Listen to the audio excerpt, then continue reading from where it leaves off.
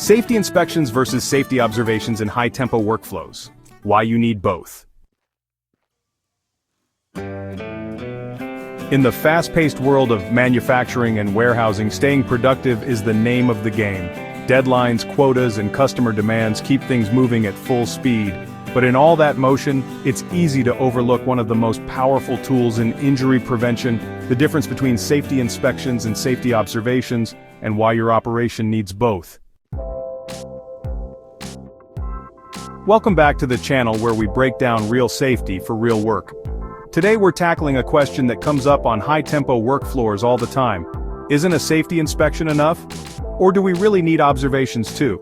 If you're a supervisor, a safety lead, or someone who works hands-on with the crew, this video is going to change the way you think about these two critical safety tools. Let's start with inspections. These are the structured, scheduled processes that check whether your equipment, processes, and environment meet regulatory and internal standards. Inspections are systematic. You use a checklist, you document findings, you follow up on issues. It's about consistency and compliance. Think of it as a snapshot of how safe your workplace be. They provide a necessary framework for identifying unsafe conditions, blocked emergency exits, ungrounded electrical equipment, missing machine guards, and expired fire extinguishers. These kinds of hazards are tangible. You can see them, check them off a list, and correct them. They help keep your workplace legally compliant and technically sound. But that's just part of the story.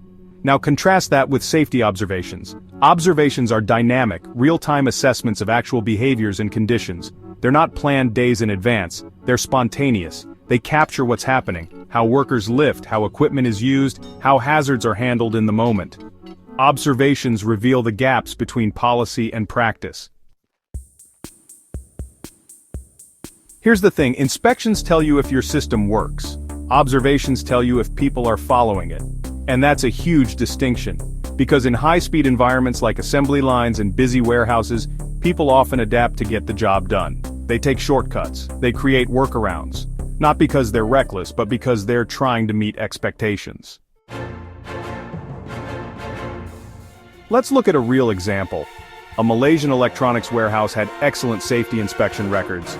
Everything was up to spec, on paper. But during an informal observation, a team lead noticed an electrical panel that was propped open. The fan inside was being used to cool a workstation. No one had reported it because it wasn't broken. It was functioning, but it was also a huge fire hazard.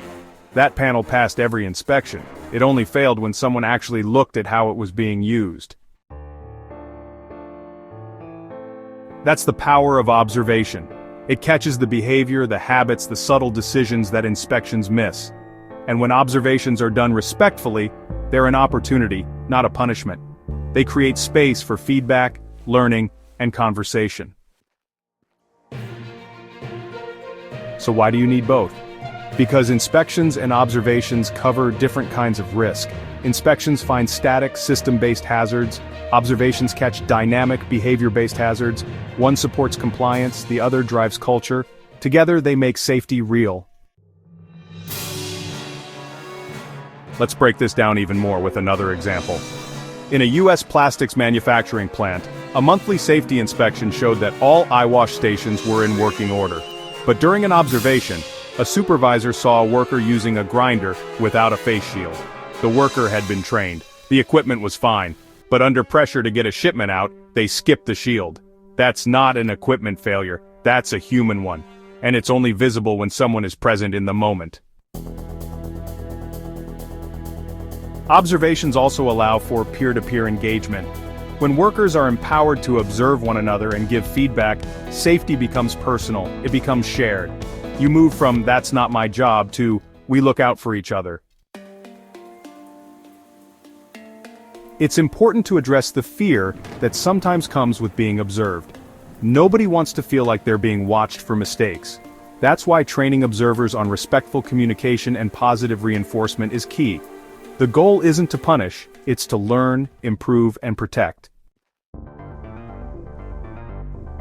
Integrating both tools doesn't have to be complicated.